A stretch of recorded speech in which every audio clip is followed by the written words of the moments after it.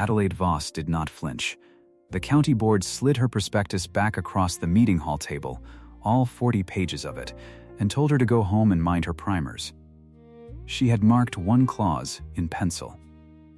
Page 9. A single line underlined in graphite, pressed hard enough to shine. The men did not read it. They pushed the little booklet toward her the way you push a plate you're done with. She took it back. She did not raise her voice. She only folded her hands and waited, the way she waited on a slow child who would get there in time. Silas Renwick was the bond agent. He rode in for the railroad, and he could talk. Before 60 gathered ranchers, he smiled at her and said it plain. Ladies count buttons, sir. Gentlemen count dividends. The room laughed. The cattlemen had already pledged their mortgages, half of them, ink still wet. And Adelaide, the schoolteacher of Ellery, Kansas, 38 years old and unmarried, opened her Bible and folded the prospectus inside it, against the thin pages of Psalms. She took her pencil. She circled one date in the margin. The day the first interest coupon came due. She said nothing about what she meant to do with it. Neither will I. Not yet. If you believe old hands know things young eyes can't see, if you believe being right is worth more than being liked, this story is for you. Before we go on, do this one thing for me. Tap subscribe, and in the comments tell me the town you're watching from. I want to see how far this story rides. How many small places knew a woman like Adelaide Voss? Now, let me take you back to Ellery, and let me tell it slow, the way it happened. Ellery sat on the dry plains 2 years short of rain. It was a cattle town, and it knew what it was, and it hated it. A stop, a water tank, and a stockyard, and a single crooked street. The wind came off the shortgrass with grit in its teeth, and it did not stop for anyone. In summer, the well ropes creaked, and the horses stood nose to nose in what shade the barn threw. The men measured the sky more than they measured their words. They wanted more than they had. Every town like Ellery did. There was a one-room school at the north end, past the livery, and Adelaide Voss taught there. 40 children, some years fewer, some years more. She had come out from the east 11 years back and stayed when nobody expected her to. She boarded with the widow Marta Ostland at the boarding house on the corner, a narrow room with a window that faced the sunrise, and there she kept her books. She read 3 newspapers a week. They came in on the freight wagon, folded and dusty, the Topeka paper and the Kansas City one, and sometimes a paper from further off, weeks old, and she read every column, even the shipping tables, even the notices in small print at the back that nobody else in the county ever unfolded. They respected her, in their way. And they pitied her, both at once. A spinster, a woman who read too much and married nobody. But she had taught half the county its letters. That was the truth of it. The men who would soon laugh at her, Adelaide had leaned over their sons' slates and their daughters and shown a small dirty hand how to make its first letter. Fathers who now scorned her had once stood at that schoolhouse door with their hats in their hands and thanked her for pulling a slow boy through his reading. She remembered every one. She did not hold it against them yet. She had no reason to. She wanted one thing: to keep the families of her pupils whole. That was the shape of her heart. She loved those children the way a woman loves what she has poured herself into, and their father's fortunes were bound up with the children, and so she watched over the whole town without being asked to and without being thanked for it. That was her want. And here was her blind spot, and I'll name it now so you can watch it work. Adelaide believed that being right was enough. She thought if you showed a man the truth on paper, plainly, he would see it. She had not yet learned how badly a town can need a lie to be true. Into that town, in the spring of 1879, rode Silas Renwick. He came on a good horse, with a good coat, and he had a leather case of printed papers, and he was selling the future. The Cottonwood and Pacific Railroad Company. First mortgage bonds. $100 a bond and an 8% coupon paid out twice a year, guaranteed. He leaned on that word, guaranteed, and the line to run straight through Ellery's section corners. Straight through. A depot right here. A water stop. The whole county was invited to subscribe, and a man could subscribe against his land, mortgage the acres he already had for the paper that would make him rich. You have to understand what that meant to men like these. A railroad did not just mean money. It meant Ellery would stop being a stop. It would be a city. Their children would not have to leave. Their land, worth little now under a dry sky, would be worth 10 times as much with a rail line through it. Renwick did not have to sell hard. He only had to open the door and let them run through it. And they ran. He called a meeting in the hall that first week, and he handed out the printed prospectus, a little booklet, 40 pages, cream cover, the company's name in a proud black arch across the top. He handed them around like hymnals. The men took them and folded them into their coat pockets without a glance, or set them on the bench and forgot them, because the numbers Renwick said aloud were the only numbers they cared about. $100. 8%. Guaranteed, Adelaide took hers. She held it in both hands. And nobody thought twice about the schoolteacher keeping the little booklet. What would she do with it but read it? And what did her reading matter to anyone? She slid it into her bag beside her Bible, and her chalk, and her red pencil, the pencil she used to mark her pupils' errors, and she carried it home to the narrow room at Marta's with the sunrise window. That is where it began, that plain moment. A woman kept the booklet nobody else would open. That night she lit the lamp and she read. She read the way she made the children read. Slowly, line by line. A finger under the words. Not skipping the small print, because she had learned long ago that the whole meaning of a thing hides in the small print, in the part a man skips, because it's dull. The cover was proud. The first pages were pictures and promises, a drawing of a locomotive throwing a plume of smoke against a clean sky, tables of the dividends a subscriber might expect. She read past all that. She got to page 9. And on page 9 her pencil stopped.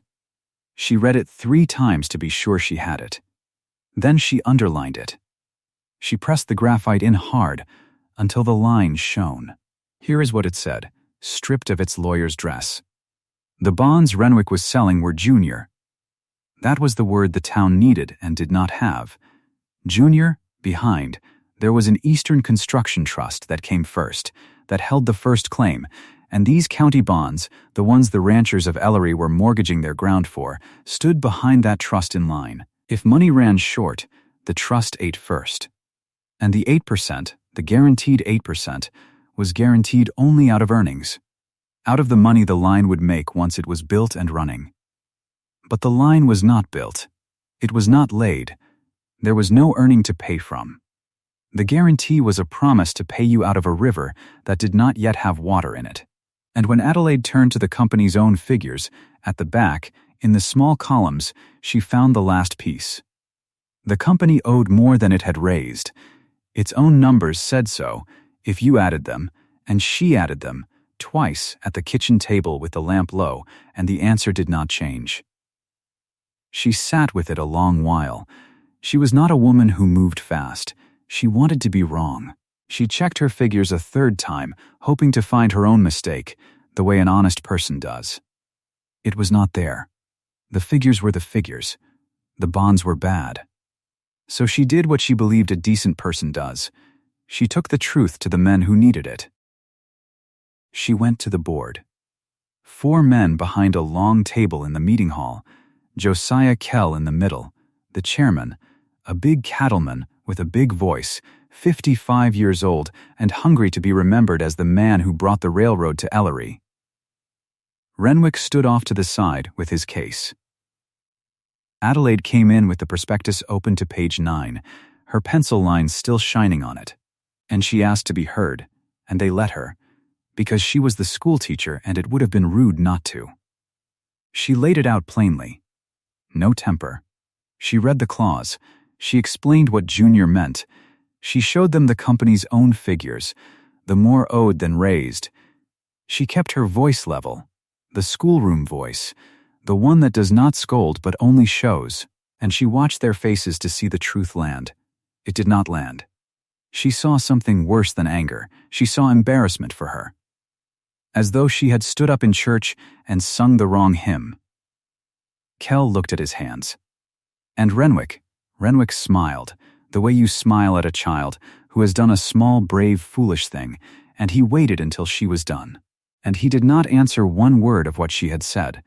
He answered her. Not it. Her, ladies count buttons, he said, easy and warm, so the room would take it as a joke and not a knife. Gentlemen count dividends. The men laughed. Not cruelly, most of them. Not yet. They laughed the way relieved men laugh, glad someone had said the thing that let them stop worrying. Because for one moment, while she read that clause aloud, a cold finger had touched the back of a few of their necks. And Renwick's joke wiped it away. It gave them permission. The schoolteacher was being hysterical. Spinsters worried. That was all this was. They folded the worry back up and put it in their pockets with the unread booklet. Adelaide closed the prospectus. She folded it into her Bible. Against the Psalms. She went home. That was wave 1, if you want to mark it. The first time she told the truth, and the town chose the lie. It would not be the last. Kell was not done. A thing had started in him that day, a small hot thing, because a woman had stood in his hall and said his railroad was a fraud, in front of men, and he was a proud man, and pride like his cannot let a thing sit. So he did what proud men do. He made it bigger. He called a full county meeting, not the 4-man board this time, the whole of Ellery, 60 households, and near all of them came, because the railroad was the only thing anyone talked about that spring, and because word had gone round that the schoolteacher had made a fuss, and the chairman meant to answer it. I want you to see that hall. It was the biggest room in the county, and that night it was full. Men stood along the walls where the benches ran out, lamps down the center, and the smell of them, coal oil and sweat and dust and the leather of 60 coats. Women in the back rows, children underfoot until they were shushed out. Renwick up front by the table, his case open, his subscription sheet laid out with a good pen beside it. And on that same long table, a stack of the printed prospectuses nobody had read. Kell ran it. He stood and he talked about the future the way a preacher talks about heaven. He talked about the whistle blowing through Ellery. He talked about their sons not having to leave. And then, because a good showman knows he needs a villain to play against, he turned the room toward Adelaide, who sat near the middle with her Bible in her lap.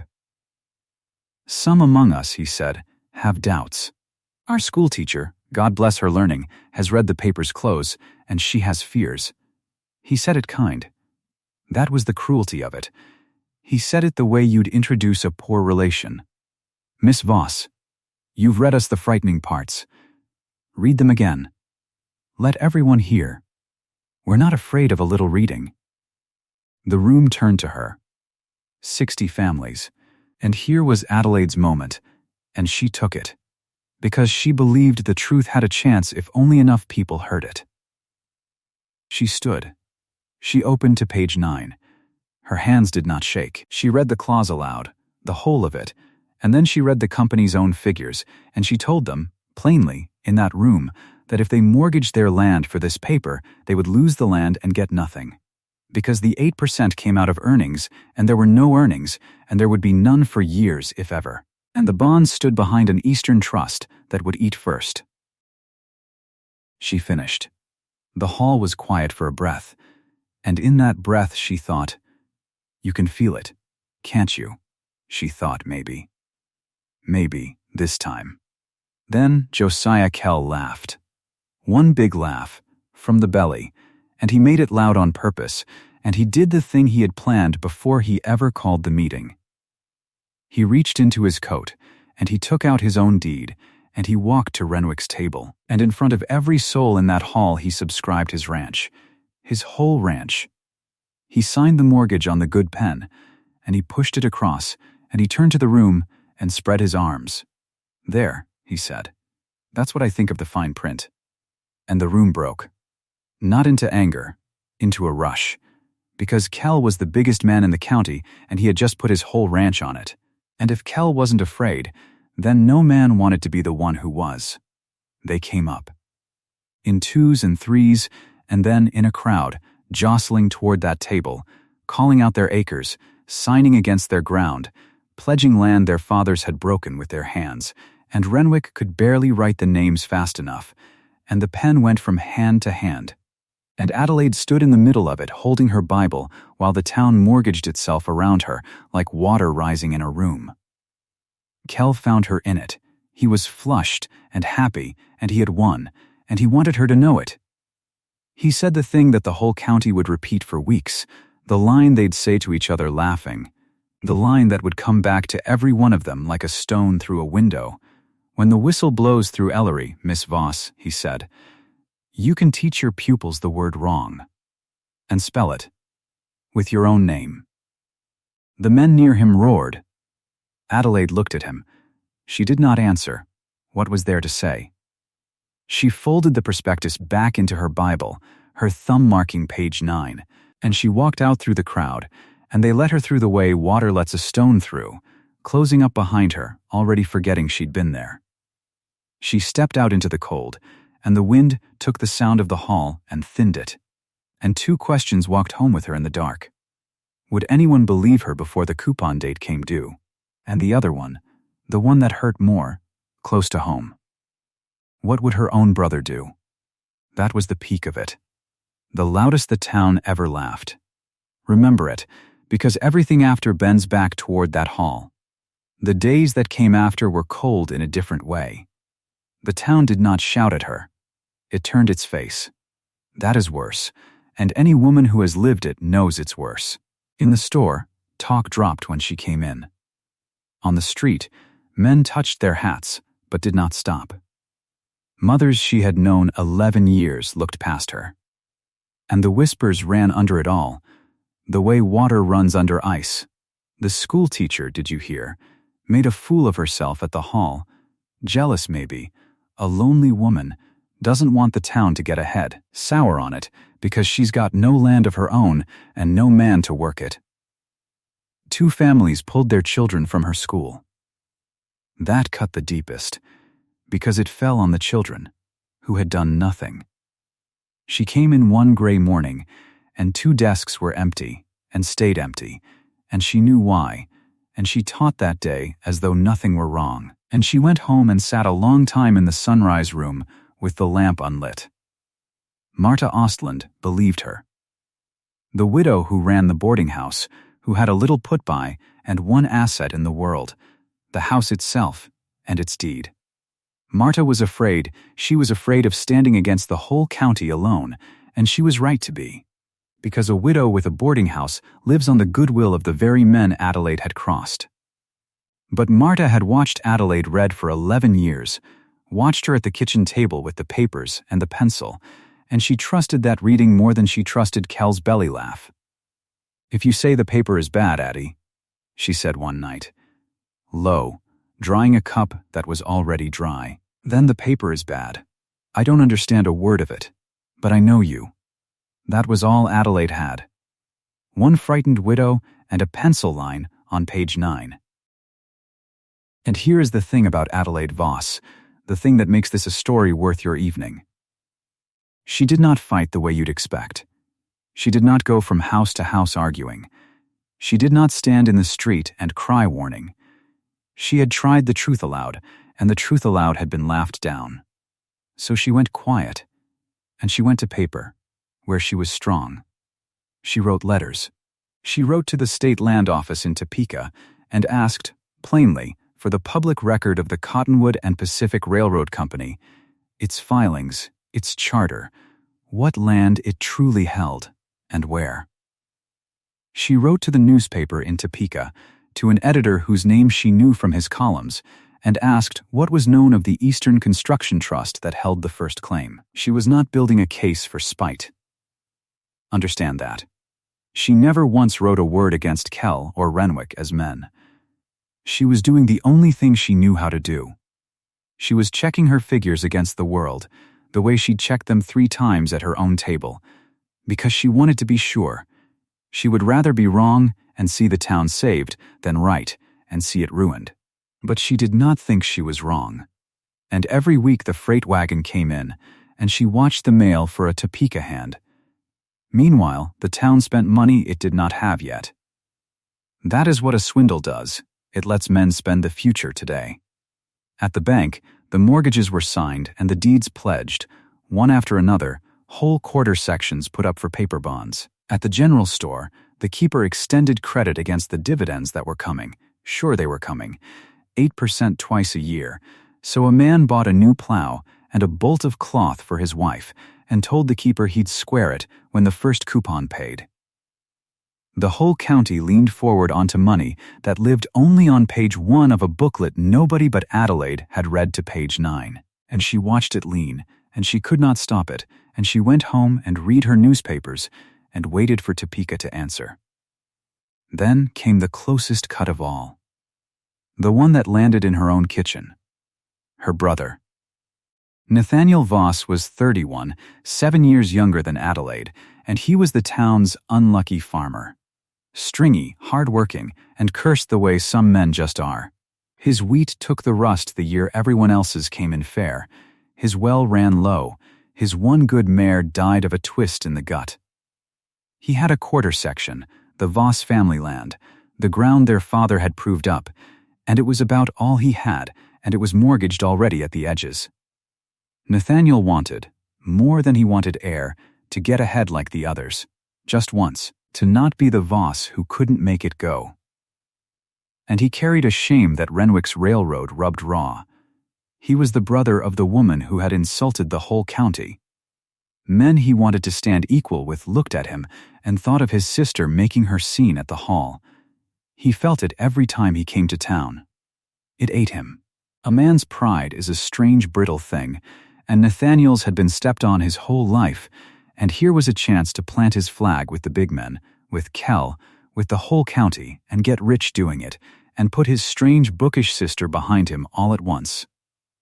Adelaide went out to his place when she heard he was thinking of subscribing. She walked the 3 miles in her good shoes to save the shoes she taught in, and she found him at the kitchen table, and she begged him. That is not too strong a word. She was not a begging woman, but she begged him. She laid page 9 on his table. She read it to him the way she'd read to him when he was a boy, and she'd taught him his own letters at that same table. She told him he would lose the land. Their father's land. That the bonds were junior, that the 8% was smoke, that the company owed more than it had. She told him she had written to Topeka and would know more soon, and asked him only to wait. Wait for the coupon date. Wait a few weeks. He would not look at her. And when he spoke it all came out, the whole sore thing. You've made me a joke, Addie. His voice was low and shaking. Do you know that? A joke. My own sister. Every man in this county thinks the Vosses are cowards and cranks because you had to stand up and read at them. He put his hand flat on the prospectus, over her pencil line, covering it. Kell put his whole ranch up. Kell, and I'm to sit home because my spinster sister read a book and got scared? No, Addie, not this time. I'm in. I signed this morning. That was the sentence that ended it. I signed this morning. The Voss family quarter section, their father's ground, pledged against the paper. She was too late by half a day. She sat in her brother's kitchen, in the house she'd grown up in, holding the proof of ruin in her hand, and she was completely, perfectly right, and completely powerless. That is a particular kind of pain. To be right in your own home and have it change nothing. She did not shout. She looked at his hand covering the pencil line. She stood up. She said, "All right, Nathaniel." Just that.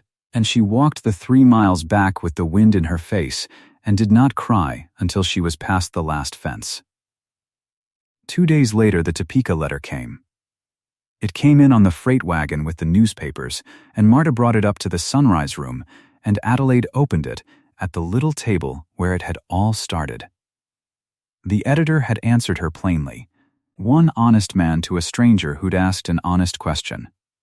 The Eastern Construction Trust, the one that stood first in line, ahead of Ellery's bonds, was already in default. Elsewhere, in another state, on another line, that same trust had missed its payments and was being taken to court. It was not a guess anymore. It was not her reading against Renwick's talk. The first claim, the one that ate before Ellery ever got a crumb, was already failing in the open, in the record, for anyone who cared to look. She read it twice. She set it down. And here is where the story turns, and I want you to watch what she did, because it tells you everything about the woman. She did not gloat. There was no one to gloat to. But even alone, in that room, with the proof in her hand that she had been right and Kell wrong, and the whole laughing county wrong, she did not feel triumph. She felt something colder and steadier. She went very quiet. The arguing was over. She had argued at the board and argued at the hall and begged in her brother's kitchen, and it had all rolled off the town like water off oiled canvas. She was done talking. The town had made its choice, 60 households of it, and she could not unmake it. So, she stopped trying. And she began to act. This is the middle of the story, and it is the hinge, and it is silent. No speeches. Adelaide made a decision at that table that she told no one, not even Marta, not yet. If the town would drown, she could not stop it. But she could build one dry place. She could save what was hers to save, and she could do it quietly, without a word, so that no one could accuse her of profiting or crowing, so that when it all came apart, she would have taken nothing from anyone, only kept her own head above the water. She had savings. 11 years of a schoolteacher's careful thrift. $317 in the Ellery Bank. It was not much, and it was everything she had, and she knew, because she read the papers, because she understood how a bank works when a whole county has mortgaged itself. She knew that money in that bank would soon be lent out against the bonds, or would vanish when the bank itself was called to account. So she went to the bank, on an ordinary morning, in her ordinary coat, and she withdrew it. All $317. The teller counted it out and thought nothing of it. A spinster taking her savings, women were nervous with money, and she folded the notes away and walked out. She turned what little the household truly controlled into cash and into stored goods that would keep: flour, coffee, cloth, the things a family needs when credit dies and money is dear. And she did one thing more, the quiet keystone of it all, and I am going to leave it half-told for now, the way she left it half-told to everyone in Ellery. There was one piece of Voss land that was not Nathaniel's to pledge. A parcel that stood, by an old arrangement of their father's, in Adelaide's own name. Small, overlooked, not the home quarter Nathaniel had signed away, a separate piece. And it was hers, legally, on paper, and paper was the one place Adelaide Voss could not be beaten. She went without a word to a living soul, and she filed to protect it. She made sure of it. She made it iron. She told no one. She built her shelter in silence, one dry room in a drowning town, and she went back to teaching the children who were left. And she waited for the date, circled in the margin of a prospectus, folded into her Bible against the Psalms. And out past her window, in the town that had laughed, they were planning a celebration. A groundbreaking. For a railroad that would never lay a single rail. The coupon date was still weeks off. Renwick was still smiling.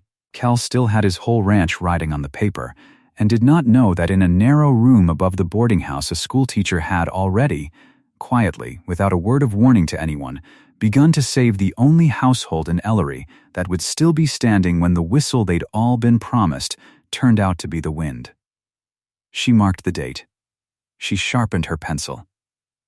And she waited. The date was 3 weeks out, and Ellery could not wait for it. They wanted a celebration. Kell wanted one loudest of all. He stood on the porch of the general store one morning and told any man who'd listen that the Cottonwood and Pacific would break ground before first frost, and that Ellery would have a depot with a real slate roof, and that the whole county would look back on this spring the way a man looks back on the day he was married. 60 households. All of them, he said, in on the ground floor of something. Adelaide heard it through the schoolroom window. She was hearing the word wife of it. She was hearing married. She kept the children on their sums and said nothing. But she was not idle. Understand that, while the town rehearsed its joy, Adelaide Voss made ready. She went to see Marta Ostland first. The two of them sat in the boarding house kitchen with the door shut and a pot going, and Adelaide laid it out plain. Not the paper this time. The plan. Your deed, she said. This house. Have you pledged it? Marta's hands went still on her apron. Not yet. Kell's after me too. Says a woman alone ought to have something coming in. Says the dividend. There is no dividend, Marta, you've said. I'm saying it now, in your kitchen, with the door shut and no one to shame either of us. There is no dividend. There is no railroad. Do not pledge this house. Adelaide reached across and put her hand flat on the table, not on Marta's hand, just near it, the way you'd steady a thing without gripping it. You keep the one asset God left you. You keep it unsigned.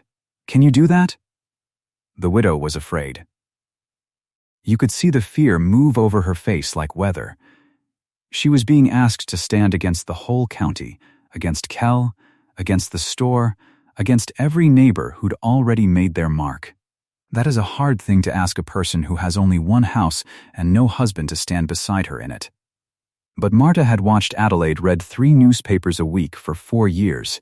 She had watched her be right about small things, dull things, the price of freight, and the weather off the Rockies. And she trusted the schoolteacher the way you trust the one person in a room who's actually looked out the window. I'll keep it, Marta said. Her voice shook. God help me, I'll keep it unsigned. Good, Adelaide said. And that was all. No triumph.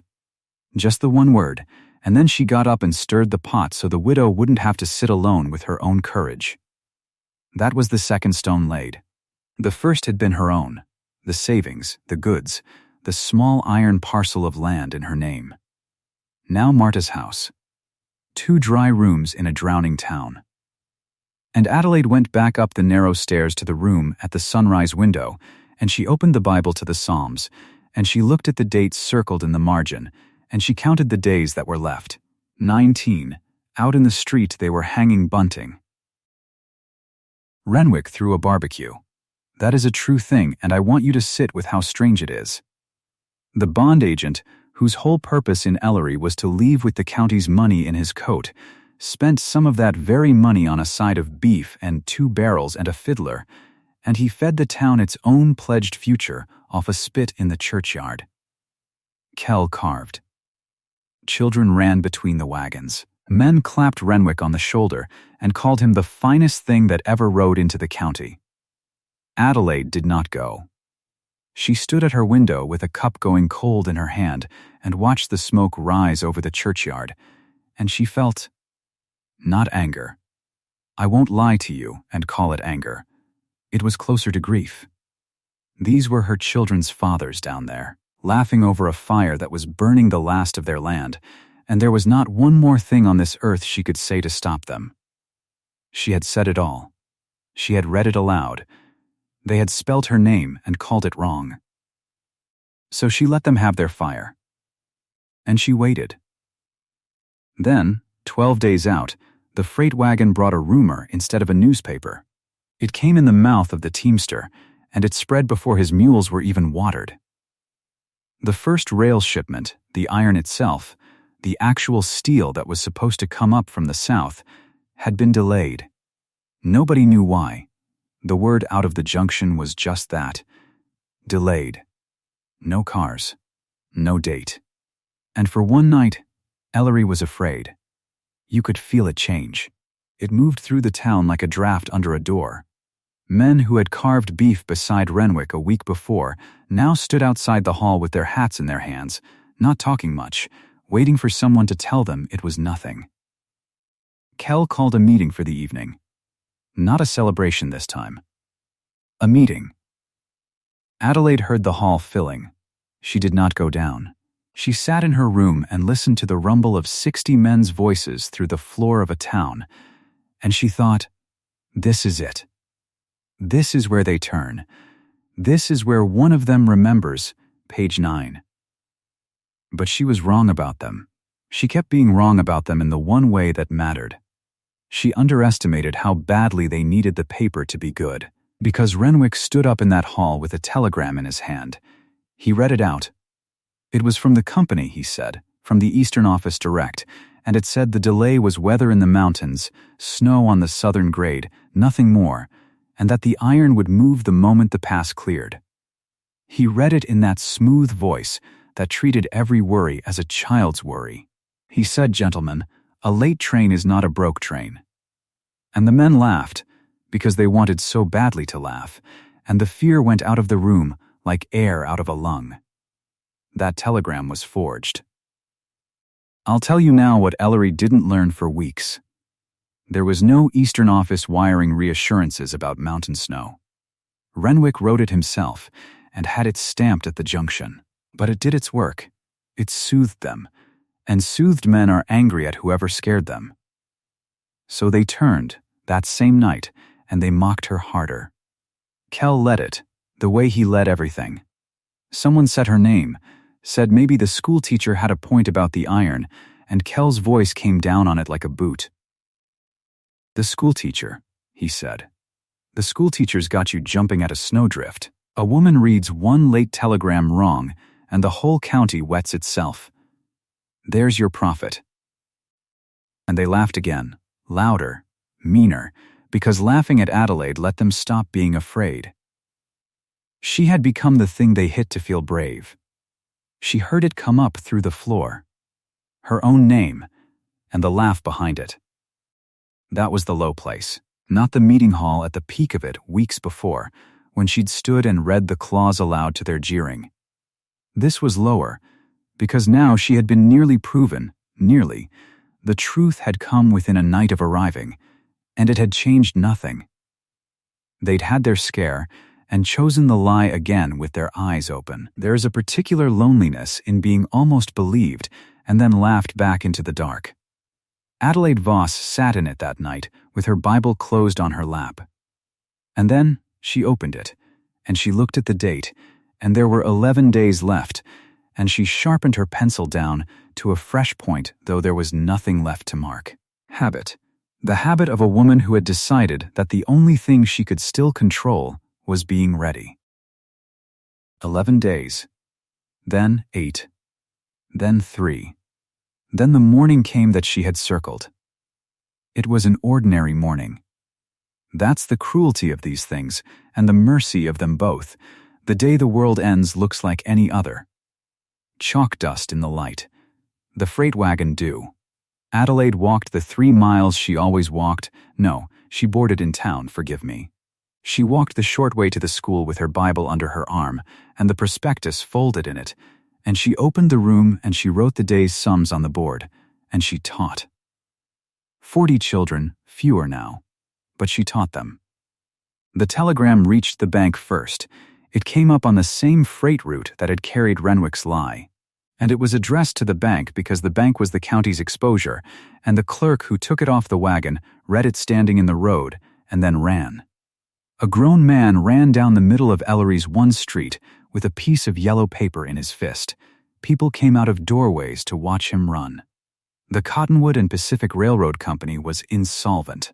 The Eastern Construction Trust, the one senior claim, the one that stood ahead of every Ellery bond, the one Adelaide had underlined on page 9 by lamplight all those weeks ago, had collapsed in another state, exactly as the Topeka editor's letter had warned it already had begun to. And when the trust went, it took the whole rotten frame down with it. The bonds were junior. Junior means last. Last means nothing. The 8% coupon, due that very day, the day she'd circled, was payable out of earnings from a railroad that did not exist and now never would. Renwick was gone. He had ridden out 3 days before, quiet in the night, with the county's subscription money sewn into his coat, and no man had thought to wonder why the bond agent was leaving before the great coupon date he'd promised them. There was no whistle. There was never going to be a whistle. There was a clerk running in the road with a piece of yellow paper, and behind him a town that had spelled a woman's name wrong on purpose. Reality had rendered its verdict. It did not argue. It did not stand up in a hall and read a clause aloud to be laughed at. It simply arrived, on schedule, on the date she'd marked, and it was true. Now, here is where I slow down. Because what comes next is what you came for, and I will not rush it. Each man who laughed gets his moment. I owe you that, and I owe her that. Josiah Kell came to the bank at dawn the next day. Somebody had pinned the insolvency notice to the bank door overnight, pinned it right there in the grain of the wood, where the whole town would pass it. And Kell stood in front of it in the gray light with his hat still on, and read it. He read it slow. Kell was not a fast reader. That was half of why he'd trusted Renwick over Adelaide, because Renwick talked and Adelaide made you look at a page. He stood there and moved his lips over the words, and the teller came out to open up and found the chairman of the county board standing at the door like a man at a graveside. "Read it to me," Kell said. The figure. The teller didn't want to, but you don't refuse Kell, even a Kell gone gray in the face. So he read it.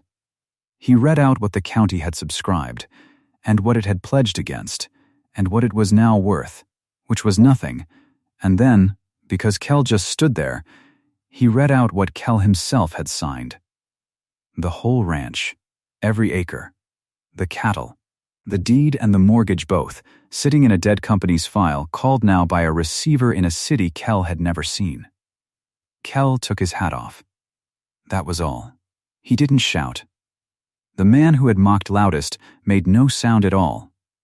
He stood bareheaded in front of a bank door in the cold, with his whole life pinned to it in another man's insolvency, and after a while he turned and walked back up the street the way he'd come, and the hat stayed in his hand the whole way, and men watched him go and no one called out to him, because there was nothing on this earth to call. That afternoon they reconvened in the hall. The same hall. Understand the weight of that. The same room where 60 households had laughed her quiet, where Kell had mortgaged his ranch on the spot to shame her, where they had jeered as she folded the paper back into her Bible, that same room, and most of the same faces, only now they came in slow, and they didn't fill the front benches, and the long table at the head of the room. The table Renwick had spread his subscription sheets across was covered now in bond certificates that weren't worth the cream paper they were printed on. They asked her to come. Somebody sent a boy to the school. And Adelaide came, because they were her neighbors and her pupils' fathers, and she was not built to refuse a room in trouble, even a room that had earned it. She stood at the back. She did not go to the front. She let them have the room. The storekeeper spoke first. He was a decent enough man, only greedy the ordinary amount, and he had extended credit all spring against dividends that were never coming. Flour and wire and boots handed over on the promise of 8%. He stood up and said his ledger was full of debts that would never be paid by men whose land was already forfeit, and that he himself had borrowed against that same ledger, and that he was ruined as thoroughly as any man there. He said it plain. And then he looked to the back of the room, to Adelaide, and he said, "You came to my counter. You told me. I sold you flour and I thought, there's the spinster hoarding. His voice went. You were laying in stores. You knew. She didn't answer him. What was there to say that the ledger hadn't already said better? Then, the two fathers. The ones who had pulled their children out of her school pulled them because Adelaide was the woman who'd insulted the county. And no man wanted his boy learning letters from a hysteric. They didn't stand together. They stood one after the other. The first could barely get it out. He said his quarter section was gone, and his children were out of school for nothing. For pride, and he asked, right there in front of everyone, whether she'd take the boys back. The second said nothing about the land at all. He just said, I'm sorry, Miss Voss, and sat down, and put his face in his hands, and that was his whole paragraph, and it was enough. And Kell. Kell stood last. He had put his hat back on to come to the hall, and now he took it off again, and he held it in front of him with both hands like a young man come courting, this 55-year-old cattleman with nothing left. He looked at the table full of dead paper. He looked at the room. He did not look at Adelaide. Not yet. I brought him here, Kell said. Renwick, I vouched for him. I signed first to make the rest of you sign. I stood in this hall and I told this woman, and now he did look at her, down the length of the room. I told her to teach her pupils the word wrong and spell it with her name. The hall was dead quiet. I don't recall her saying one word back to me that day, Kell said. She just folded up her book. He turned the hat in his hands. She's not saying anything now either. And he sat down. That was Kell's reckoning, not a speech, not begging. Just a man saying out loud, in front of the county, what he'd done, so that no one could pretend later it had been anyone but him. It was the closest thing to honor he had left, and he spent it. Adelaide stood at the back through all of it, and did not gloat. I want that on the record. She had every right. She had been mocked in that exact room, and now that exact room lay in ruins around the men who'd mocked her, and she had only to say 2 words, I told, and she never said them. Not once. Not that day. Not ever. She stood with her hands folded, and she let each man carry his own paragraph, because she understood something they were only now learning, that being right had never been the reward. Being right was just the price of not being ruined. Then she went home to the boarding house, and there was a harder scene waiting, and it was the one that mattered most. Nathaniel. Her brother came to Marta's kitchen that evening because he had nowhere else to go. He had signed the Voss family quarter section, the home ground, their father's ground, the land Nathaniel had wanted so badly to make something of, to finally get ahead on like the other men. He'd signed it against Adelaide's plea, in that same kitchen, weeks before. He'd signed it out of shame at being lectured by his spinster sister. And now, it was gone. Called by the receiver, like all the rest. 31 years old, and he had pledged away the one thing their father left them, and he came in the door with his hat off and his hands empty, and he could not look at her. It's gone, Addie, he said. The home quarter. All of it. I put our name to it, and it's gone. He sat down hard at Marta's table. I did the one thing you told me not to do. And here is where a lesser woman, a woman who'd been laughed at and doubted by her own blood, would have finally let herself say it. He'd earned it more than any of them. He was her brother, and he'd chosen the town's mockery over her plain warning. Adelaide put the coffee on. She stood at the stove with her back to him and let the water come up, and when it was ready, she poured him a cup and set it in front of him, and she sat down across the table, near his hand, not on it, the way she'd sat with Marta, and she said, "Drink that." He drank it. His hands shook on the cup. "Now listen to me," she said. "You signed the home quarter. That's true, and I won't soften it. It's gone, and we won't get it back." She let that sit. "But there was a piece Father put in my name. The lower parcel, by the creek. You never thought about it, because nobody ever thinks about it. It's small, and it floods 1 year in 5. It was never yours to pledge, Nathaniel. It was mine. And the morning you were at the bank signing away the home ground, I was at the county office, filing to protect it. It's iron. It's ours. It's the one piece of Voss land in this whole county that no receiver can touch. He stared at her. And there's money, she said. $317. I drew it out of the Ellery bank before they could lend it into that paper. It's cash, and it's ours, and there's flour and coffee and cloth laid in besides. Enough to carry a household through a hard year when money's dear and credit's dead. She folded her hands. We are the only solvent household in Ellery. You and me. That's the truth of tonight, and it's a harder truth to sit with than ruin in its way. Nathaniel Voss put his face down on the widow's kitchen table and wept, a grown farmer, 31 years old, weeping over a coffee cup, not for the land he'd lost, or not only that, but because his sister, the one he'd been ashamed of, the one he'd turned on, had spent those same weeks quietly building the floor he was now standing on, and had never once come to him to say how badly he'd failed. She did not say, "I told you." She reached over and refilled his cup, and she let him cry, and outside the window the town that had laughed sat dark over its dead paper, and in that one kitchen there was coffee, and there was light, and there was a small iron parcel of land by the creek that would still be theirs in the spring. That was the double payoff, if you want to call it that. The arrogant fell, and the worthy stood. In the same hour, in the same town, and the woman at the center of it spent her vindication on a pot of coffee for her brother. The next morning, they came to the school. Not a mob. That's the thing I want you to see clearly. When Ellery came to Adelaide Voss at the end, it did not come the way it had come before, 60 strong and jeering. It came in ones and twos, hat in hand, up the path to the one-room school where she was already writing the day's sums on the board. Because here was the county's new problem, and it was a paper problem, and there was exactly one person in Ellery who lived on paper. There were receivership documents nobody could read. There were deeds that might yet be saved if a body knew which clause to stand on. There was a whole tangle of who owed what to a dead company in a far city, and the only weapon against it was the thing the town had mocked, a woman who could read the fine print and would not be laughed quiet. They needed her literacy.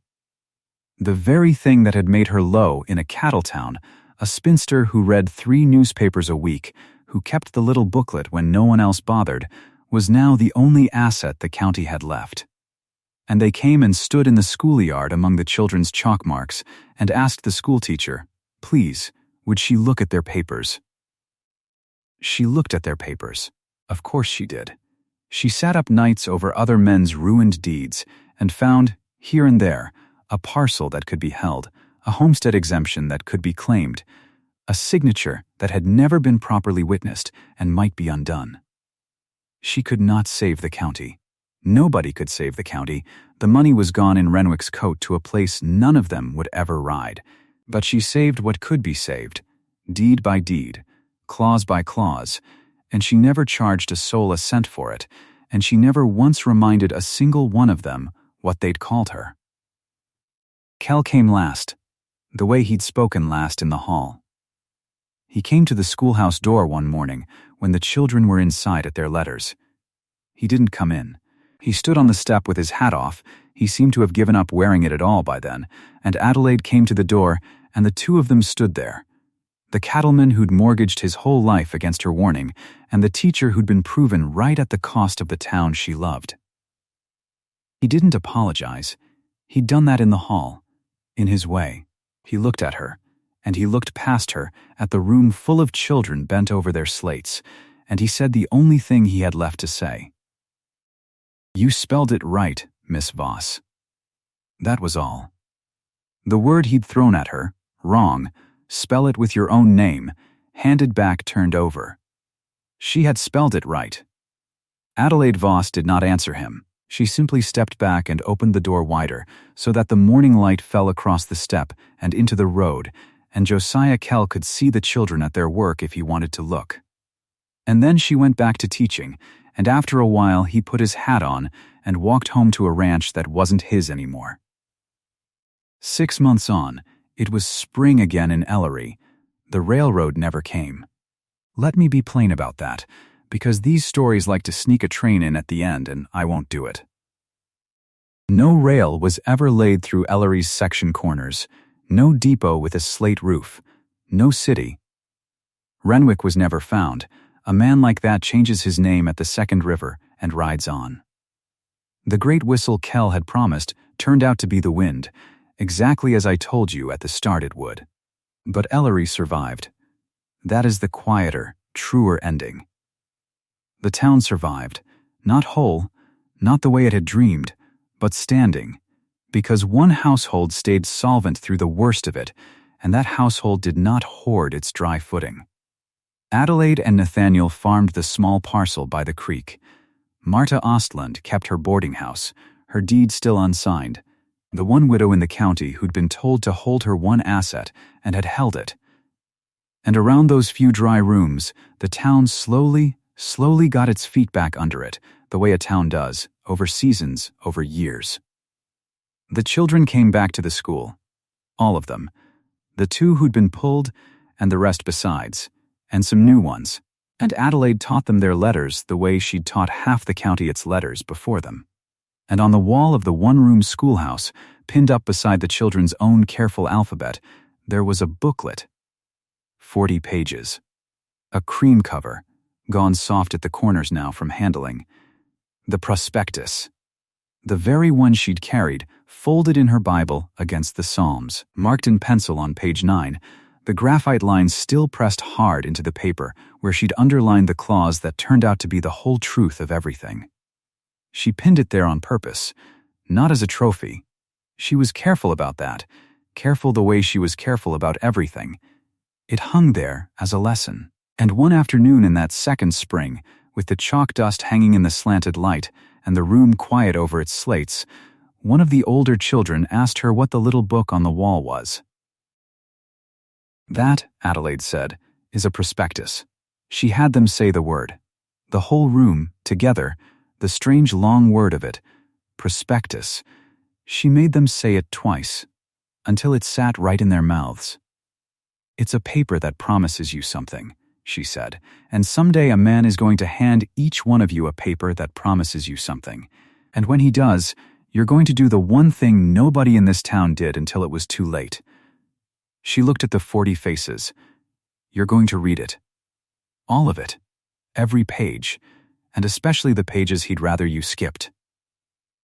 Then she turned back to the board and set them a sum, and the light came down through the window the way it always had, and the marked page hung there on the wall between the children's letters and the door. And that was the end of it. A town isn't saved by its loudest man. Ellery learned that the hard way, the only way a town ever learns it. It wasn't the chairman with the biggest ranch, or the agent with the smoothest voice, or the 60 households all nodding together in a hall. It was one person, a woman they pitied and then mocked and then, finally, when the paper came due, could not do without. One person who read the fine print and underlined it in pencil and refused to be laughed quiet. She didn't gloat when she was proven right. She poured coffee. She opened a door. She pinned a lesson to the wall. And she taught the word prospectus to a room full of children who will never, as long as they live, sign one blindly. If this story rode true for you, tell me. Comment the town you're watching from. I want to see how far it carries.